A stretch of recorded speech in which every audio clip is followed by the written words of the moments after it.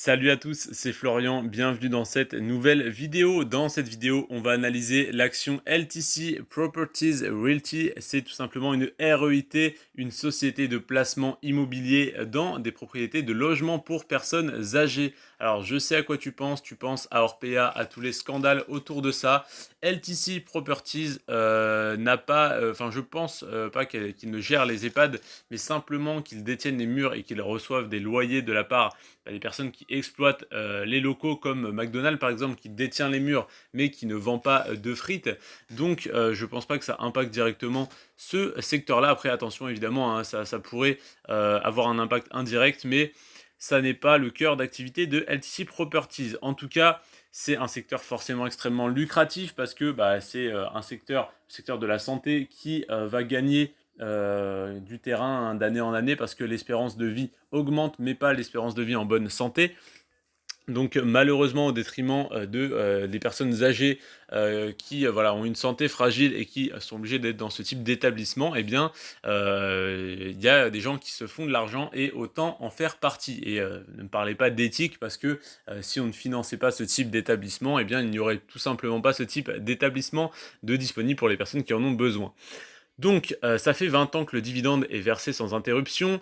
La croissance sur les 10 dernières années est très faible, elle est de 22%. Du moins, c'est ce qu'elle était au 1er juin 2022.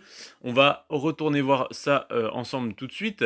Le rendement du dividende était à 5,9% et le PER était un peu haut à 24,7%. On va aller voir ça tout de suite. Déjà sur Boursorama, on va taper LTC Properties. Tu peux avancer la vidéo de 10 secondes si tu veux gagner un peu de temps. Hop là, le New York Stock Exchange. On a une très forte pression vendeuse, hein. On a 300 ordres de vente pour 21 ordres d'achat. Ça ne veut pas dire grand chose, mais quand même. Ensuite, le rendement est de 5,86, donc proche des 6%. Le PER est toujours haut, il est toujours à 27,60. Voilà, c'est un peu inquiétant, mais étant donné le rendement qui est déjà à 6%, si le PER était divisé par 2, le rendement serait multiplié par 2, donc on aurait un rendement à 12%. Donc je comprends que le PER soit aussi haut, surtout étant donné que le dividende est quasiment une fois et demie supérieur au bénéfice net par action. C'est pareil, ça pourrait paraître inquiétant, mais je pense également que c'est une manipulation comptable comme c'est souvent fait avec les REIT pour payer moins d'impôts. Ceci dit, c'est pas totalement honnête, donc il faudrait pousser un peu plus les recherches là-dessus. Si on regarde la courbe sur 10 ans, qu'est-ce que ça nous dit? On est en stagnation avec des hausses et des baisses. On est clairement au même niveau qu'il y a 10 ans, sauf qu'on est rarement descendu en dessous des 30-35 dollars. On a fait un pic à 24,49 sur une journée. Une grosse baisse, mars 2020, hein, typiquement la journée noire où tout a plongé. Donc bravo à ceux qui ont pu en racheter à 24 euros pour toucher 2,28 de dividendes, hein. Vous avez un rendement à 10%.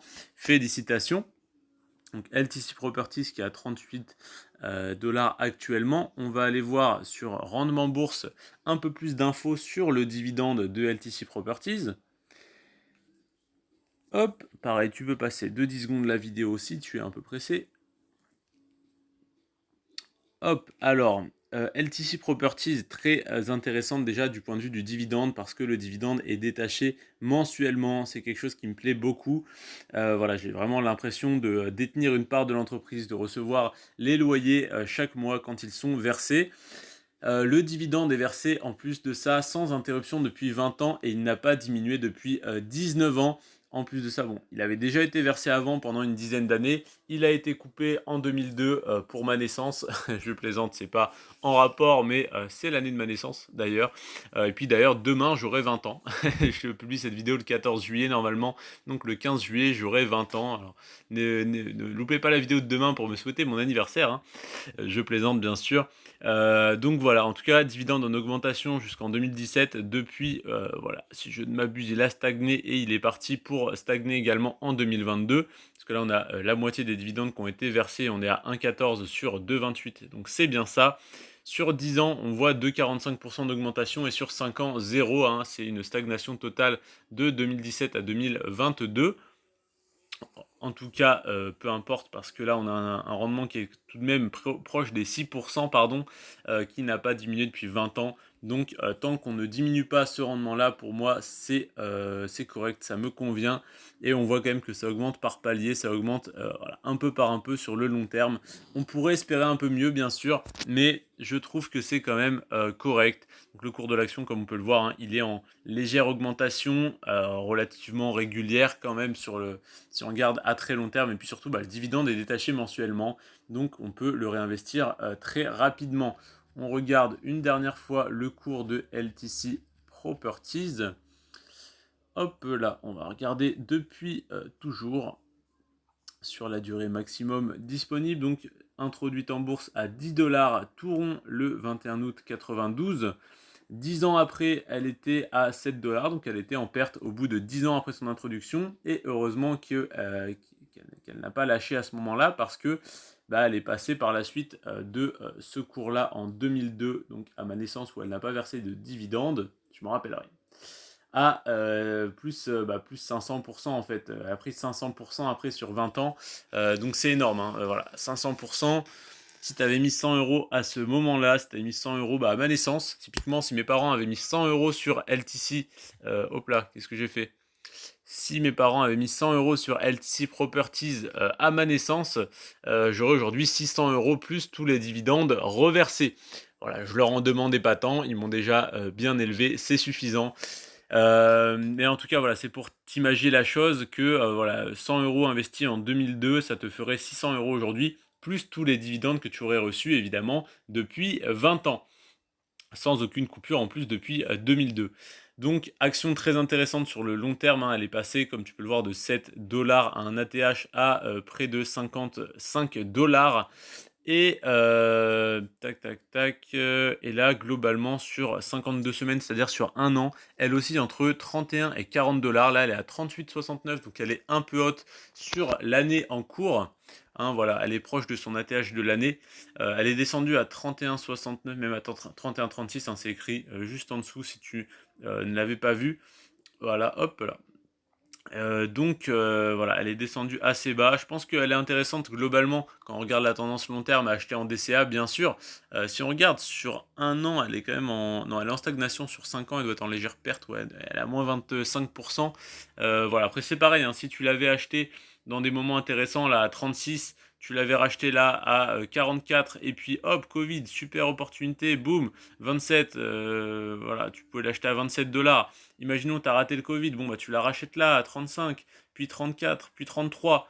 Après, là c'est un peu haut, t'attends un peu, hop, ça redescend, tu la reprends à 32. Donc dans tous les cas, tu as toujours des opportunités de rentrer sur des bons prix, voilà, sur cette action.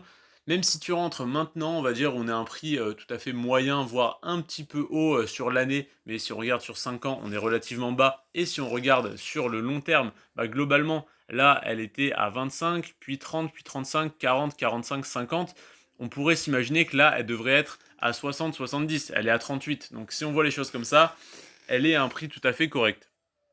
Je t'invite donc à te renseigner sur cette entreprise. Personnellement, je vais commencer à rentrer dessus en DCA très prochainement. Et puis, si jamais elle retombe aux alentours des 30 ou des 25 $, je renforcerai très fort ma position. Voilà, ça devrait pas être d'ici demain, ça devrait pas être tout de suite parce que si on regarde là sur 5 ans qu'on se remet ici, on était descendu qu'à 27,50 en plein crack du Covid où tout le monde a paniqué. C'est très très vite remonté à 35 $.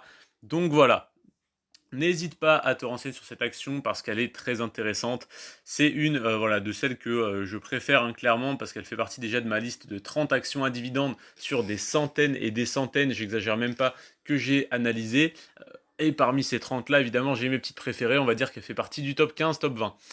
Donc voilà, on était sur l'action hop là, LTC Property juste là. Demain, on analyse Cogent Communication Holding. Fournisseur d'accès Internet, exploitant un des plus grands réseaux fibre optique du monde. Rien que ça, on voit ça demain. Elle ne verse ses dividendes que depuis 10 ans. Mais voilà, je l'ai sélectionnée parce qu'elle a bien d'autres avantages, comme tu peux le voir avec sa croissance et son dividende. Cependant, le PER est délirant. On parle de tout ça demain dans la vidéo sur Cogent Communication Holdings. Aujourd'hui, c'était LTC Properties. J'espère que la vidéo t'a plu, t'a intéressé, t'a appris quelque chose. Si tu as des commentaires, des réflexions, des remarques, des insultes, tout ce que tu veux, n'hésite pas à me les partager en commentaire. Ça m'aidera pour le référencement et ça me donnera peut-être des axes d'amélioration pour mes vidéos. Sur ce, prends soin de toi et de tes finances et à demain 9 h pour une nouvelle analyse. C'était Florian, ciao.